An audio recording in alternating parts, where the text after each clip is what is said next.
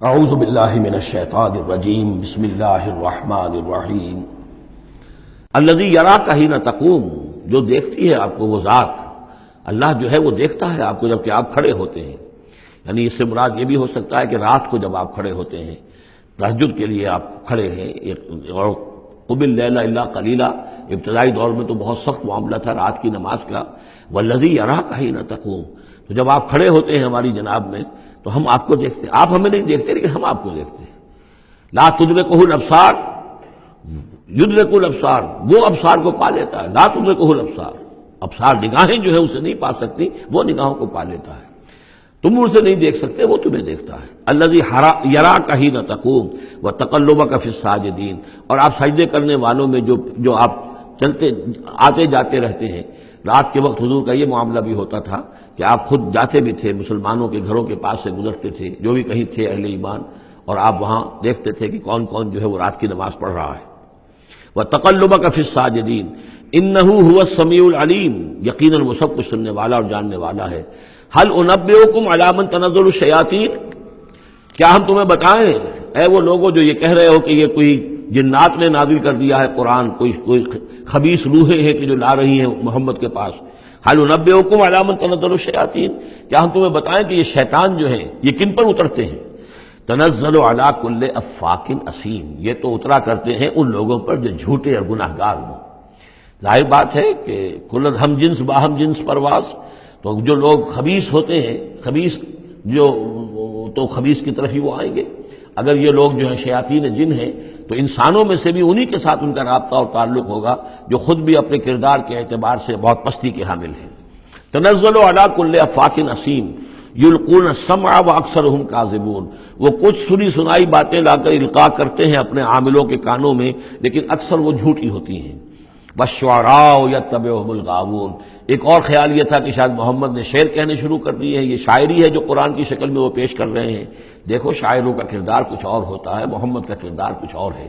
والشعراء یتبعهم الغاوون، شاعروں کی پیروی کرنے والے تو اکثر و بیشتر وہ لوگ ہوتے ہیں کہ جو بے راہ ہوتے ہیں. وہ لوگ جو ہیں عام طور پر، یہ اتنا پکا قانون ہے کہ اس میں تو مجھے کوئی ایکسیپشن نظر نہیں آتی. شعراء کے ہم نشین عام طور پر، یعنی یہ وہ چیز ہے کہ جو علامہ اقبال کے بارے میں بھی 100% صحیح ہے، جو یہاں پر تنقید آ رہی ہے. ان کے پاس بیٹھنے والوں میں، ان کے حاشیہ نشینوں میں کوئی ایک شخص ایسا نہیں نکلا کہ جس نے اس راستے کو اختیار کیا ہوتا یا اس کردار کی طرف کوئی پیش رفت اختیار کی ہوتی کہ جس کو انہوں نے اپنی شاعری میں پیش کیا ہے.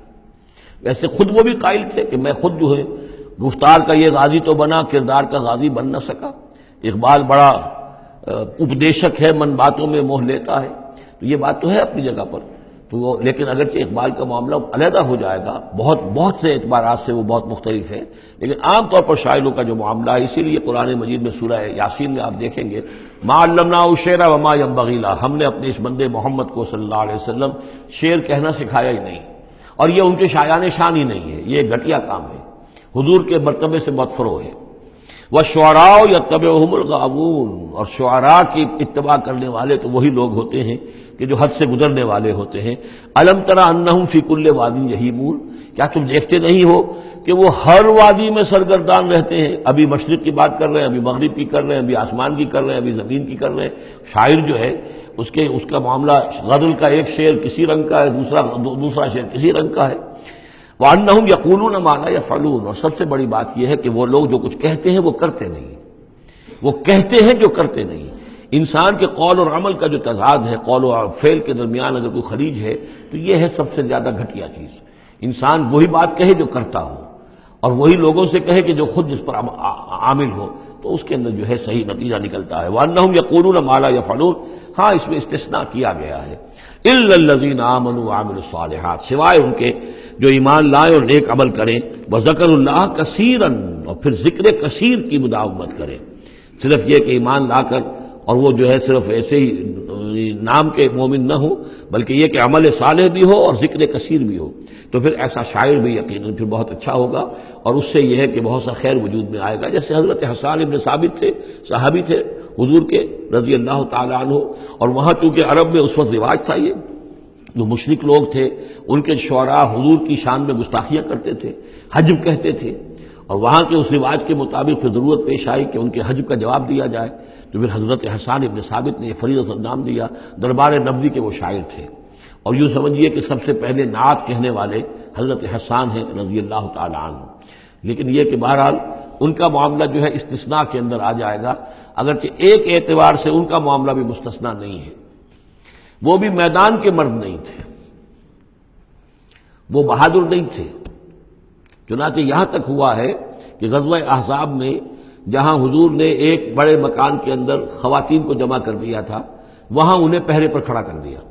جنگ کے یعنی میدان جنگ پر محاذ پر تو جانے والی بات تھی نہیں ان کی، لیکن یہ کہ جہاں خواتین تھی کم سے کم ایک مرد کھڑا ہوا نظر آئے تو وہاں پر وہ حضرت احسان کو کھڑا کر دیا۔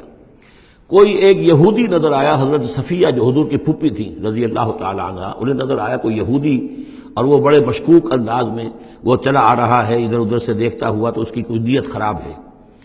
تو انہوں نے کہا، حضرت صفیہ نے، حسان جاؤ اس کو قتل کرو۔ ان کا یہ کام مجھ سے تو نہیں ہوتا۔ تو وہ خود اتری اس مکان سے، ایک لاٹھی کوئی ہاتھ میں لی لکڑی، اور اس باری اس شخص کے، اس کو قتل کیا۔ پھر اس سے کہا کہ حسان جا کر اس کے جو ہتھیار تھے وہ تو لے لو۔ تو کہا مجھے ان سے کوئی غرض ہی نہیں، مجھے ضرورت نہیں ان کی۔ تو یہ حضرت حسان مطلب کہ یہ چیزیں اپنی جگہ پر ہیں، ایک شخص ہے جس کے اندر مزاج کے اندر یہ بات نہیں ہے، تاہم وہ صحابی ہیں رضی اللہ تعالی عنہ، ان کا اپنا ایک مقام ہے۔ لیکن یہ کہ یہ جو شعراء والی بات جو یہاں پر ہو رہی ہے وہ کچھ اتنی پختہ ہے کہ اس میں استثناء جو ہوتا ہے اس کے اندر بھی کہیں نہ کہیں کوئی کسر رہ جاتی ہے۔ وَالشُّعَرَاءُ يَتَّبِعُهُمُ الْغَاوُونَ أَلَمْ تَرَ أَنَّهُمْ فِي كُلِّ وَادٍ يَهِيمُونَ وَأَنَّهُمْ يَقُولُونَ مَا لَا يَفْعَلُونَ إِلَّا الَّذِينَ آمَنُوا وَعَمِلُوا الصَّالِحَاتِ وَذَكَرُوا اللَّهَ كَثِيرًا وَانتَصَرُوا مِن بَعْدِ مَا ظُلِمُوا، اور وہ بدلہ لے اس کے بعد کہ ان پر ظلم کیا گیا ہو، یعنی حجب کہی گئی ہے کفار کی طرف سے حضور کی، تو اب وہ بدلے میں حجب کہہ رہے ہیں اور حضور کی طرف سے مدافعت کر رہے ہیں۔ تو یہ بھی جیسے کہ حضور نے فرمایا کہ جیسے مسلمانوں کے تیر اور تلوار جو ہیں وہ یعنی کفار اور مشرکین کے لیے نقصان دہ ہیں، اس سے بھی زیادہ جو ہے حسان کے جو اشعار ہیں وہ ان کے دلوں کو پست کرنے والے ہیں۔ تو اپنی اپنی جگہ پر ہر چیز کی اہمیت ہے۔ وَسَيَعْلَمُ الَّذِينَ ظَلَمُوا أَيَّ مُنقَلَبٍ يَنقَلِبُونَ، اور ان قریب جان لیں گے یہ لوگ، یہ ظالم، یہ مشرک، یہ کافر، یہ گناہگار، کہ اونٹ کس کروٹ بیٹھتا ہے۔ یہ تو محاورہ ہوا کہ کس کروٹ وہ بیٹھتے ہیں یا الٹتے ہیں، یعنی ابھی انہیں نظر نہیں آ رہا ہے، لیکن قریب وہ وقت آ جائے گا کہ وہ جو حشر جو ان کا قرآن مجید میں بیان ہو رہا ہے وہ ان کے نگاہوں کے سامنے ہوگا۔ صدق اللہ العظیم۔